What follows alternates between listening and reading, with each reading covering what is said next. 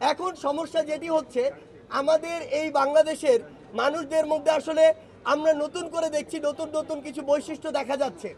বিগত 16 বছর ধরে যে মানুষরা একটি মাত্র কথা বলার সাহস করেনি, বিগত 53 বছরে যারা এই লুপ হোলগুলো নিয়ে রাস্তায় নামার খুব একটা সাহস করেনি, সেই মানুষগুলো একটি অন্তর্বর্তীকালীন সরকার গঠন হওয়ার সাথে সাথে চাচ্ছে 16 দিনের মধ্যে সব সমস্যার সমাধান হয়ে যাক।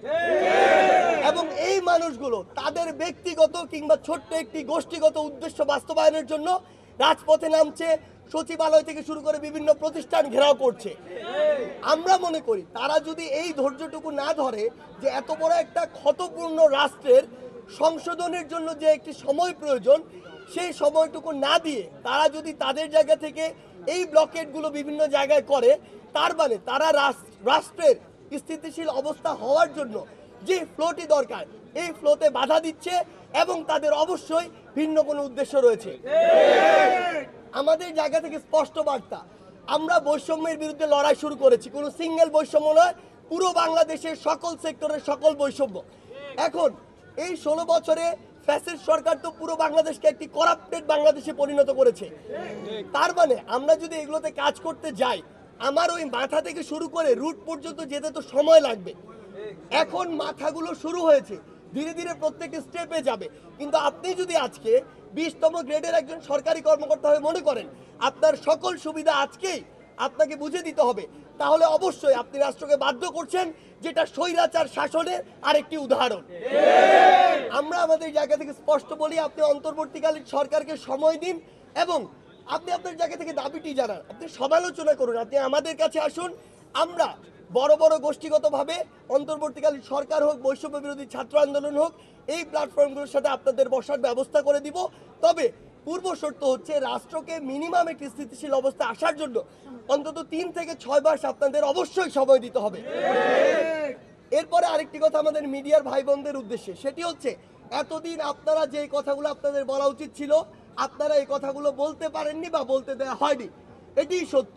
কিন্তু এখন আপনাদের উপরে এই দায়িত্বটি এসেছে যে সত্যি যে বিষয়গুলো ছিল, যে ঘটনাগুলো দেখেছেন প্রকাশ করতে পারেননি, সেগুলো আপনার প্রকাশ করতে হবে, এটি আপনার দায়বদ্ধতা।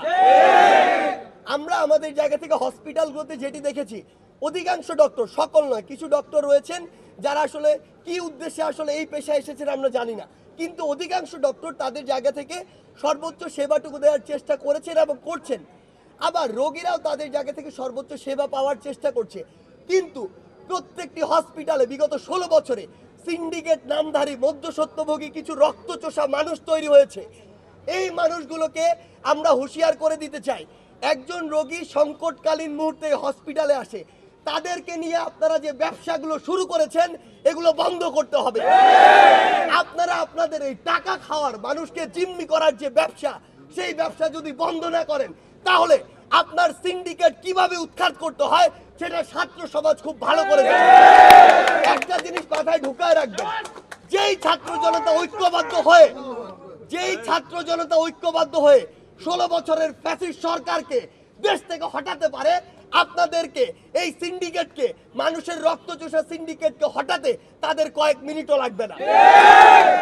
আমরা চাই আমরা সকলে মিলে এই বাংলাদেশকে সুন্দর করে গড়ে তুলব। এই জন্য আপনাদের ন্যূনতম যে মানবিকতা, নৈতিকতা, মানুষের প্রতি দায়বদ্ধতা, এটি কিংবা আপনার যদি ধর্মীয় চেতনা থাকে প্রত্যেকটি ধর্ম বলে মানুষের পাশে দাঁড়াতে, সেই জায়গা থেকে আপনারা মানুষের জন্য কাজ করুন। ব্যক্তি স্বার্থ কিংবা সাময়িক যে অর্থের লোভে আপনি এগুলো করছেন, বিশ্বাস করুন আপনার এই অর্থ থাকে না, থাকবেও না। যে কোনো একদিক দিয়ে আপনি অর্থ নিচ্ছেন, আরেক দিক দিয়ে তার চেয়ে অনেক বেশি অর্থ বের হয়ে যায়।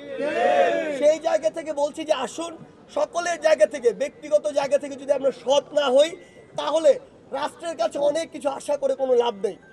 আমরা যদি রাষ্ট্রকে এগিয়ে নিয়ে যেতে চাই, প্রত্যেকটি স্টেক হোল্ডার আমরা যারা রয়েছি, আমাদের জায়গা থেকে কাজ করার রয়েছে, কাজ করতে হবে। তাহলে আমরা যে বাংলাদেশের স্বপ্ন দেখি সেটি বাস্তবায়ন করা সম্ভব।